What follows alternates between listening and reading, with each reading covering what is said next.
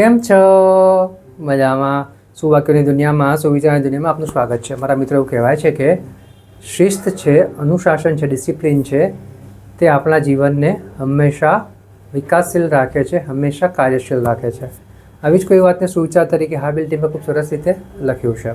હાબિલ ટીમે લખ્યું છે કે શિસ્ત એક એવું નાનું વચન છે જે તમે તમારી જાતને દરરોજ આપો છો અથવા આપવું જોઈએ. મારા મિત્રો, વાત ખૂબ જ સીધી છે, ખૂબ જ સરળ છે, એટલી જ મહત્ત્વની છે. અહીંયા જે વાત છે તે શિસ્તની છે અને આપણા જીવનની છે અને વચનની છે. મારા મિત્રો, આમ તો આપણને બધાને ઘણી બધી ખબર હોય છે. લોકોને સલાહ આપવાની હોય ત્યારે આપણે હંમેશા તૈયાર હોઈએ છીએ. પણ જ્યારે આપણને ખબર છે કે સલાહ સાચી છે, સારી વસ્તુ છે, તો તેનો અમલ આપણી ઉપર પહેલાં કરતા નથી. મોટાભાગના લોકો સાથે આવું થતું હોય છે.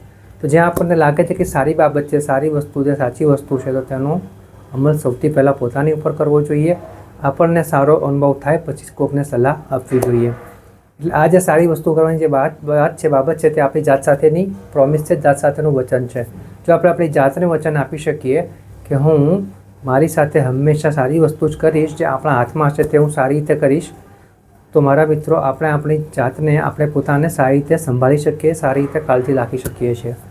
તો આના માટે દરરોજ નાના થોડા વચનો પોતાની જાતને આપવા જરૂરી છે અને તેની ઉપર કામ કરવું જરૂરી છે. જો આપણે આટલું કરી શકીએ તો ચોક્કસ જ આપણે અત્યારે જે જીવી રહ્યા છીએ તેના કરતાં કંઈક વધારે સારું જીવી શકીએ છીએ.